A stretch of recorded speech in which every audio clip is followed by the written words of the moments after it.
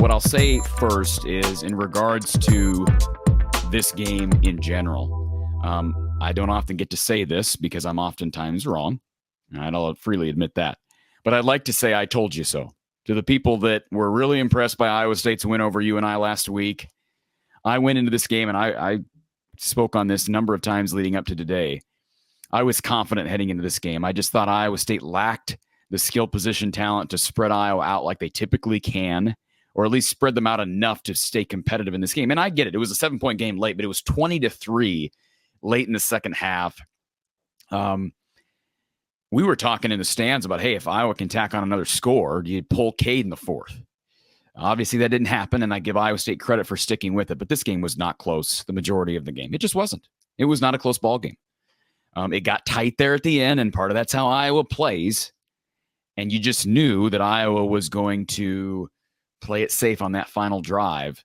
I just that 3rd and 1 that they could have converted to end the game right then and there instead of giving the ball back to Iowa State. The lack of run game is still a concern. They ran the ball as well as they did against Utah State, maybe even a little bit better. They knocked off the 50-yard run early. The reason I bring that up is because I had said that earlier in the week. I said I think they'll run the ball better. Folks, this was a better defense.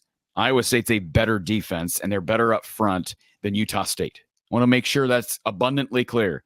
So although the numbers won't show some vast improvement today, I would like to say the run game was better. All right. I'm not touting this dominant offensive line that Iowa has. They're protecting Cade decently well still.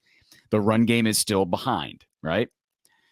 Caleb Johnson, I've had several people. Why can't he run the football? Why is he losing yardage? I think Don Patterson said it best, and he's a former OC. He understands the run game. Caleb Johnson appears to be a glider. And that's not a bad thing. Eric Dickerson was a glider. He's a darn good glider. But he does not hit the holes hard like a Derrick Henry does. And the reason I bring up Derrick Henry is because you could look at Caleb physically and say, well, he's a poor man's Derrick Henry because of how he's built. He doesn't hit the holes like Derrick does. Derrick is a all-pro, Pro Bowl back because of not only his size, but the skill and his willingness to square his shoulders, welcome contact. And not that Caleb doesn't like contact, but I have a hard time describing it. I think if you watch the game, you'd probably know what I'm talking about. He just doesn't hit the lanes quick. I'm not saying he's got bad vision. I think Jazz Patterson, and I said this out of high school. All right, let me tout myself one more time here before we get started.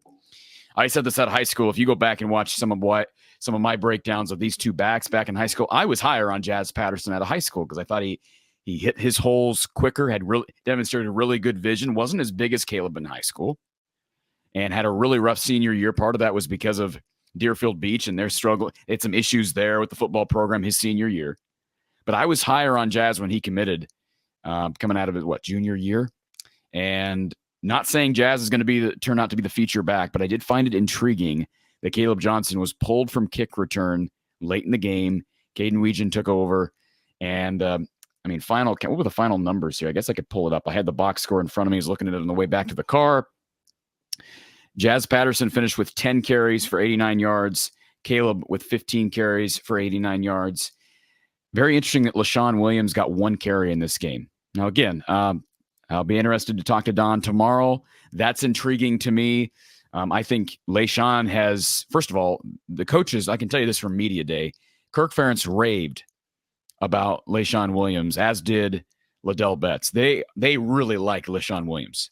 And I'm wondering if he had some issues injury-wise during practice this week. Remember, he went out at the last game, never came back in. I think he had some cramping issues around halftime, never came in the second half of the game against Utah State, and he got 1 carry today. So that's an intriguing stat.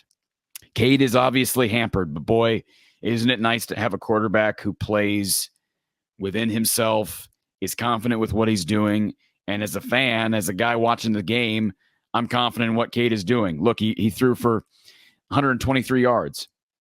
But that was on 22 attempts. So it's not like they threw the ball a ton. They didn't do anything exceptionally well on offense. Wide receiver involvement is a concern. There's no question about it. And do they target the wide receivers enough? No. And that's part of the problem. Nico Ragaini, 2 catches for 8 yards. Seth Anderson, 1 catch, 14 yards. Deontay Vines, 1 catch, 7 yards. Caleb Brown, 1 target, no catches. That's got to be better. I mean, I've said I sound like a broken record from last year. This year so far, we're 2 games in, 6th of the way through the season. Isn't that crazy? We're 2 games in. I'll say exactly what I said preseason. And so far, 2 games in, I feel exactly the way I did preseason. And I've been saying it since spring. Mark Rogers, the voice of college football on our weekly show, he's been saying the same thing. This Iowa team was going to be better because they upgraded at quarterback, significantly upgraded at quarterback. And the fact of the matter is this offense is better than it was last year. Whether you think it's pretty or not. Is it pretty? Not right now. And yes, it helps that Cade's got a little bit more time than Spencer did last year. Absolutely. But Cade also knows how to step up in the pocket. He knows how to move around in the pocket. First of all, I think Cade's situational awareness is leaps and bounds ahead of where Spencer's was his senior year. And that's no knock on Spencer, but Cade's just the better prospect. We all recognize that. He has elevated the offense despite the fact that as of right now, they're not getting anything from the run game. They're not getting anything from the receivers. And I don't think that's the receivers' fault. I actually think they've got a couple guys who can become game breakers, but they got to figure out a way schematically to get them involved. Seth Anderson's one, Caleb Brown's another. We saw Seth Anderson get loose on a play, and Cade overthrew him today. And that would have been a touchdown. It would have been like a 75-yard touchdown. So they've been close.